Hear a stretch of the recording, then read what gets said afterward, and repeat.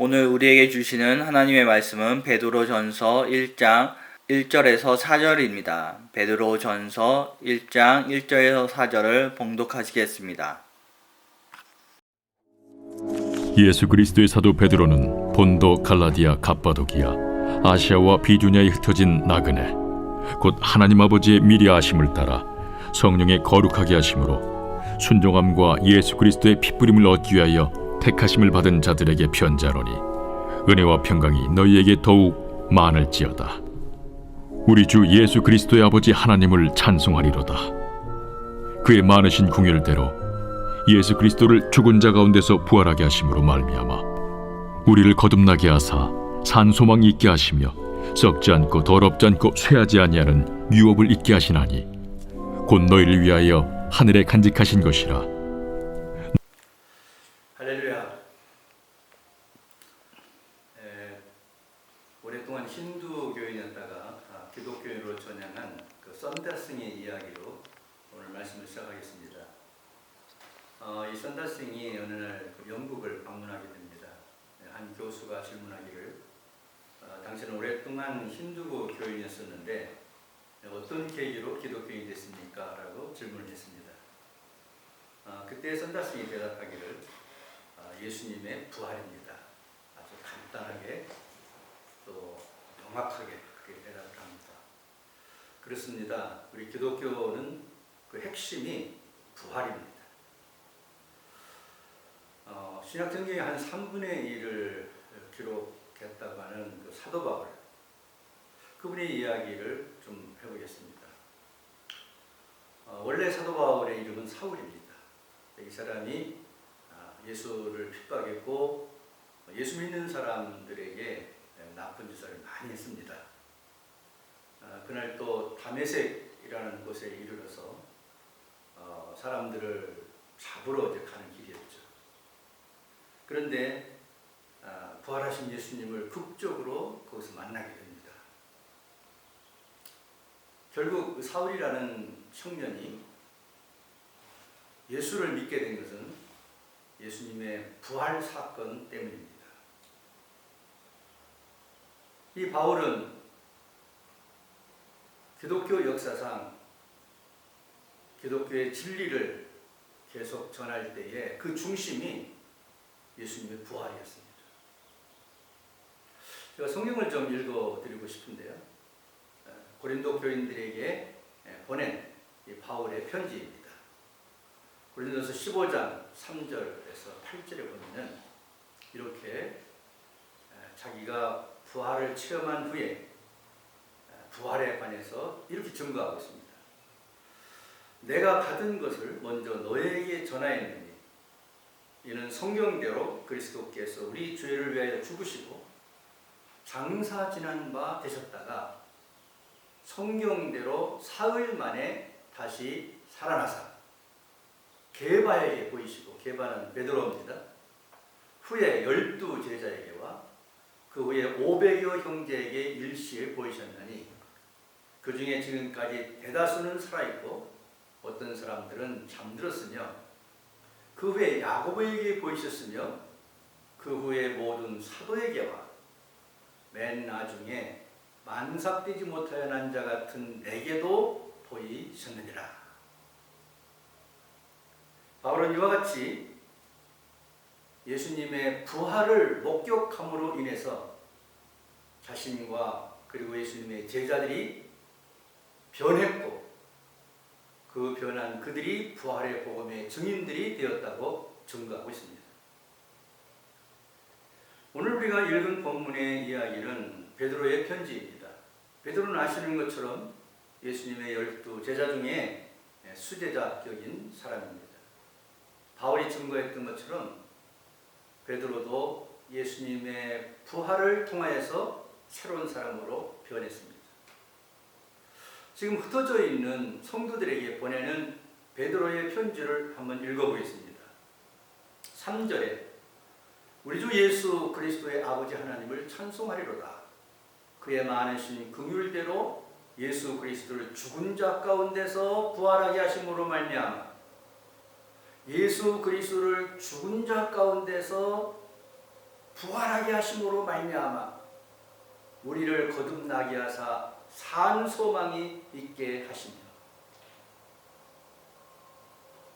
예수 그리스도가 부활함으로 인해서 살아있는 우리들에게 주신 은혜가 있다는 것입니다. 그 은혜가 무엇입니까? 우리를 거듭나게 해서 산 소망을 갖고 살게 했다는 것입니다. 예수님의 제자들이 많이 있었습니다. 엠마오로 가는 두 제자도 그들 중 무리입니다. 한 사람의 이름은 글로바라고 기록이 되어 있는데 누가복음 24장에 보면 이 두 사람이 예수님이 부활하신 날 저녁으로 추정이 됩니다. 엠마오를 향해서 내려갑니다. 아마 그들이 예수님을 보고 따르기 위해서 예루살렘으로 올라갔었고 이제는 예수님이 돌아가셨기 때문에 실망해서 다시 내려갔다, 그렇게 볼 수 있습니다. 물론 이들이 예루살렘에 머물렀기 때문에 예수님이 부활하신 날 아침에 이야기들, 소문들을 들었을 겁니다. 예수님이 부활했다는 사람도 있고 누군가 시체를 훔쳐갔다는 사람도 있었겠고 여러 소문을 들었지만 믿어지지 않았던 거죠. 주님의 부활하신 것을 체험하지 못한 거죠. 예수님이 죽었기 때문에 이제는 실망했고 절망이 찾아온 거죠. 더 이상 예루살렘에 머물 필요가 없어진 거죠. 그래서 그들은 엠마오로 내려가고 있습니다. 절망해서, 또 공포에 쌓여서, 슬픔 속에 모든 걸 포기하고 낙향을 하는 것이죠. 그런데 어느 순간 그들에게 부활하신 예수님이 나타나십니다. 그리고 친절하게 말씀을 가르칩니다. 또 떡을 떼어 주셨습니다. 누가복음의 기록에 의하면 주님께서 떡을 떼어 줄 때에 또 말씀을 가르칠 때 자신들의 마음이 뜨거워졌다고 고백합니다. 그리고 결정적으로 누가복음 24장 31절에 보면 그들의 눈이 밝아져 그인 줄을 알아보더니 부활하신 예수님을 알아봤다는 것입니다. 여러분, 지금 이 두 제자는 예루살렘에서 엠마오로 내려가고 있습니다. 어떤 상태입니까? 절망적인 상황입니다. 모든 소망이 산산이 부서졌어요. 실망했어요. 죽어버린 예수님 때문에 그들의 모든 계획이 숲으로 돌아가는지 몰라요. 그런데 부활한 예수님을 만났을 때 그들은 변하게 됩니다. 어떤 변화가 그들에게 찾아왔을까요? 절망에서 소망으로 바뀌어집니다. 공포에서 평화로 바꾸집니다. 그래서 내려가던 길에서 이제는 다시 예루살렘을 향해서 올라갑니다. 변화가 온 것입니다. 이 누가복음 24장의 이야기를 노래로 만들어서 많은 사람들이 부릅니다. 이 가사를 한번 살펴보기 위해서 같이 이 노래를 좀 불러보고 싶은데요. 엠마오 마을로 가는 두 제자 절망과 공포에 잠겨 있을 때 이 세상 사는 길 엠마오의 길 끝없는 슬픔이 앞길을 막으나 다 같이 하면 좋겠습니다. 주 예수 우리들에게 나타나시사 참되신 소망을 보여주셨네.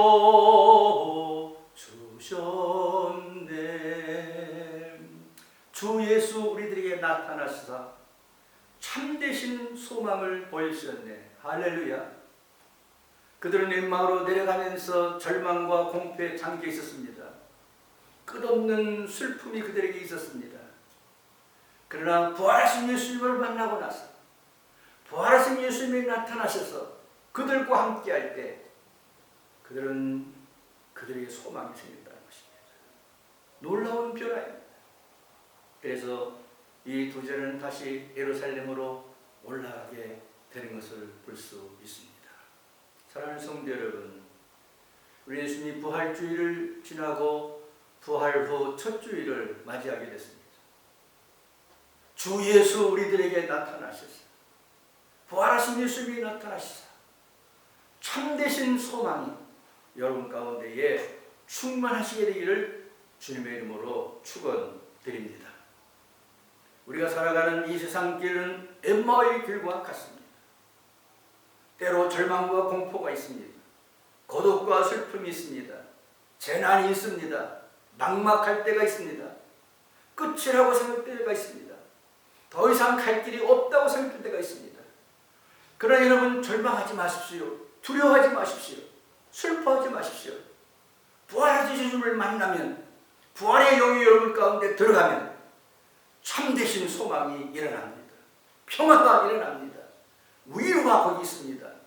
놀라운 주님이 주시는 기쁨으로 가득 차게 됩니다. 내려가기를 가던 자들은 다시 올라가게 될 것입니다. 낙습했던 자들은 새로운 희망과 소망을 갖게 될 것입니다.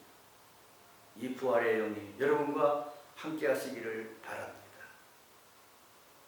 어느 동네에 나이가 많은 한 분이 살고 있었습니다.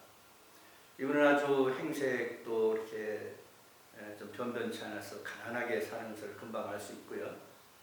길거리에서 꽃 몇 송이를 팔아가지고 연명을 하는, 자녀도 안 계시고 재산도 별로 없어 보이는 그런 사람이었습니다. 그런데 이상한 것은 이 사람이 항상 웃는다는 거예요. 또 사람들에게 아주 행복하게 보이는 거예요. 그래서 동네 사람들이 이상하게 생각했습니다. 세상적인 기준으로 볼 때는 저 정도 되면은 슬퍼하는 게 맞거든요. 또 이렇게 그 얼굴이 좀 찌그러지고 좀 슬픈 기색을 해야 그게 맞는 거거든요.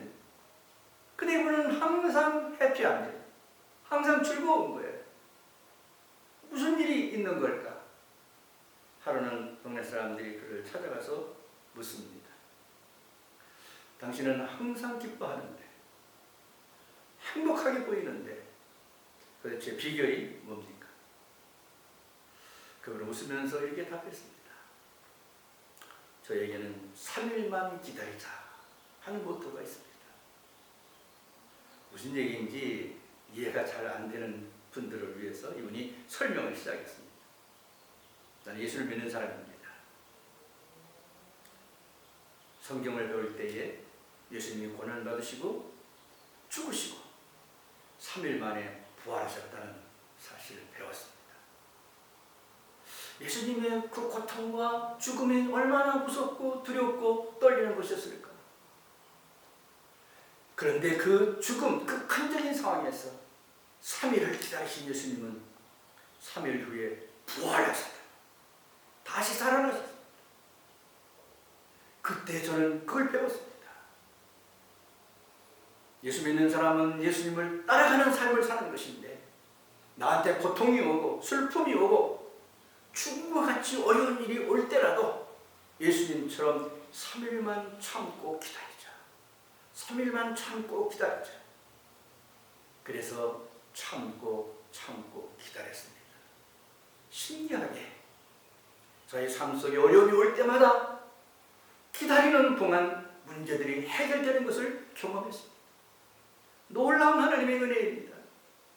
그래서 저는 어떤 어려움이 와도 3일만 기다리고 나면 모든 문제가 해결되는 걸 경험하기 때문에 내가 슬퍼할 이유가 없습니다. 우울해할 문제가 없습니다. 항상 기뻐하고 즐거워하고 행복하게 살 수 있습니다. 여러분, 이번의 이야기가 이해가 되십니까? 인간적으로 보면은 슬퍼해야 맞습니다. 두려워해야 맞습니다. 절망해야 맞습니다. 그런데 부활의 영을 가진 사람들은 다르게 삽니다. 부활의 영광을 바라보며 현재의 고난을 참고 기다리면서 이겨나는 것입니다. 이 부활의 영이 여러분들에게도 충만하게 임하시게 되기를 바랍니다. 제가 좀 싱거운 얘기 하나 하겠습니다. 한번 질문할 테니 좀 맞춰보시기 바랍니다. 5에서 3을 빼면 얼마인지 아십니까? 이거 모르는 분 없겠죠? 그렇습니다. 5에서 3을 빼면 2죠. 근데 어떤 분이 이것을 이렇게 이야기를 했습니다. 어떤 사람이 오해가 생겨가지고 참 큰 어려움을 당했습니다. 잠도 안 오고 먹지도 못하고 억울해서 그냥 마음이 답답하고 죽을 지경이고 그렇게 됐다고 합니다. 그런데 어느 순간에 내가 한번 이 문제에서 한 3발자국만 뒤로 물러가서 좀 있어보자, 그렇게 생각했다는 거예요. 그래서 그 오해가 된 그 사건에서 좀 뒤로 물러서서 3발짝 뒤로 물러서서 한번 생각해 봤다는 것입니다. 그랬더니 신기하게 그 오해가 됐던 어려운 문제들이 이해가 잘 되더라는 것입니다. 여러분, 이해할 수 없는 오해로 말미암아 고통받았던 일도 3발자국만 뒤로 물러 생각하면 이해가 다 돼서 그 오해를 풀 수 있다는 이야기. 아마 누군가가 재미있게 하기 위해서 만들어낸 얘기일 것입니다. 근데 저는 이것을 보면서 이런 생각이 한편으로 들었습니다. 이것이 크리스찬 삶이 아닐까? 부활의 영을 가지고 살아가는 사람들의 삶이 아닐까? 이것이 성경대로 한번 살아보려고 하는 그런 가치관을 가지고 사는 사람들의 모습이 아닐까? 여러분도 한번 생각해 보시기 바랍니다. 미국의 러셀 커넬이라고 하는 사람이 있습니다. 이 사람 남북전쟁 당시에 대령으로 지휘관이었다고 합니다. 근데 아마 적과의 싸움에서 이렇게 져가지고 도망오는 중에 지휘관이 차고 다니는 긴 그 칼을 적진에다가 떨어뜨리고 온 모양입니다. 그걸 보고 이제 부하한 사람이 찾으러 간 거예요. 그래서 잘 찾아갖고 돌아오는데 그만 적이 쏜 총에 맞아서 중상을 입게 됩니다. 갑자기 부하가 자기를 위해서 칼을 찾아오다가 죽게 되니까 얼마나 당황하겠습니까? 러셀 커넬이 죽어가는 이 자기 부하를 보면서 두렵고 공포에 빠졌습니다. 그런데 정작 죽어가던 이 부하는 편안한 거예요. 그러더니 자기 상관에게 질문했습니다. 상관님, 죽음이 두렵습니까? 이 사람아, 그럼 죽음이 두렵지. 죽음이 무섭지 않은 사람이 세상에 어디 있는가? 누구든지 죽음 앞에 오면 두려운 거지. 그랬더니 이 죽어가던 부하가 뜻밖의 이렇게 얘기를 했습니다. 상관님, 저는요, 죽음이 두렵지 않습니다. 깜짝 놀라는 이 상관 앞에서 다음 이야기를 이어갔습니다. 내가 죽음이 두렵지 않은 이유는요, 부활하신 예수님이 제 친구이기 때문에 그렇습니다. 러셀 커넬은 충격을 받았습니다. 부활하신 예수님이 친구이기 때문에 두렵지 않다. 부활하신 예수님. 부활하신 주님의 영이 그를 터치했습니다. 그는 그 자리에 꼬꾸라졌고 무신론자였고 해이주했던 그가 하나님을 몰라보고 함부로 살았던 삶을 회개하기 시작합니다.